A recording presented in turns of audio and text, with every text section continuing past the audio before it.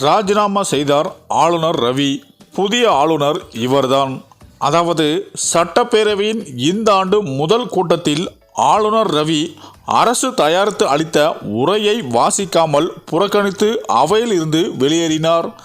மேலும் கடந்த 2023, 2024 ஆண்டுகளில் முதல் கூட்டத்தில் உரையாற்றிய ஆளுநர் ரவி அரசு தயாரித்த உரையில் சில தகவல்களை சேர்த்தும் சிலவற்றை தவிர்த்தும் வாசித்தார். இதை அடுத்து அரசு தயாரித்து அளித்த உரையை மட்டுமே அவை குறிப்பில் இடம்பெறும் என தீர்மானம் நிறைவேற்றப்பட்டது. இந்த நிலையில் இந்த ஆண்டுக்கான முதல் கூட்டம் தொடங்கியது. காலை 9:30 மணிக்கு சட்டப்பேரவைக்கு ஆளுநர் ரவி வந்தார். அவரை பேரவைத் தலைவர் அப்பாவு, பேரவை செயலாளர் சீனிவாசன் ஆகியோர் வரவேற்றனர். தொடர்ந்து ஆளுநருக்கு சென்னை காவல்துறையினர் மரியாதை அளிக்கப்பட்டது. முன்னதாக முதல்வர், அமைச்சர்கள், உறுப்பினர்கள் அவைக்குள் வந்தனர். பேரவை 9:30 மணிக்கு முதலில் தமிழ்தாய் வாழ்த்து பாடப்பட்டது. இதையடுத்து தமிழக வாழ்வுரிமை கட்சியின் வேல்முருகன், காங்கிரஸ் மற்றும் அதிமுக உறுப்பினர்கள் சமீபத்திய பிரச்சினை தொடர்பாக கோஷங்களை எழுப்பி ஆளுநர் இருக்கையை முற்றுகையிட்டனர். இதனால் கூச்சல் குழப்பம் ஏற்பட்டது. அப்போது ஆளுநர் ஒரு கருத்தை வலியுறுத்தி பேசிவிட்டு அவையில் இருந்து வெளியேறி ராஜ்பவன் புறப்பட்டு சென்றார்.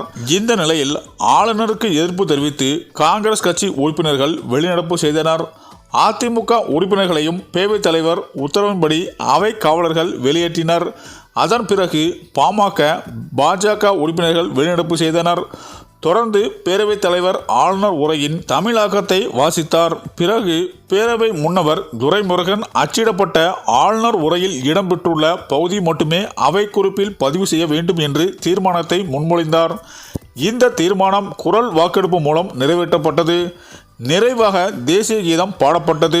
மேலும் முதல்வர் ஸ்டாலின் சமூக வலைதள பதிவில் கடந்த ஆண்டுகளில் அரசின் உரையில் இருந்ததை வெட்டியும் இல்லாததை ஒட்டியும் வாசித்த ஆளுநர் இம்முறை வாசிக்காமலே போயிருப்பது சிறுபுலைத்தனமானது என்று தமிழக மக்களையும் அரசையும் நூற்றாண்டு கண்ட தமிழக பேரவையும் தொடர்ந்து அவமதிக்கும் ஆளுநரின் செயல் அவர் வகிக்கும் பதவிக்கு அழகல்ல.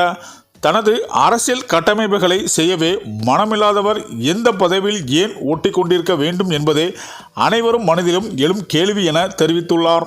இந்த நிலையில்தான் அடிக்கடி தமிழக அரசுக்கும் ஆளுநர் ரவிக்கும் மோதல்கள் நடைபெற்று வருவதால் தமிழக ஆளுநர் தன்னுடைய பதவியில் இருந்து நீக்குவதற்கான வேலைகளில் ஜனாதிபதி இறங்கி இருப்பதாகவும், இதற்காக புதிய ஆளுநரை தேர்வு செய்துவிட்டு அதன் பிறகு ஆளுநர் ரவி அவர்களை ராஜினாமா செய்ய வைக்கலாம் என்ற முயற்சியில் ஜனாதிபதி இறங்கி இருப்பதாகவும் தகவல்கள் வெளியாகி உள்ளது என அரசியல் வட்டாரங்கள் கூறி வருகின்றனர்.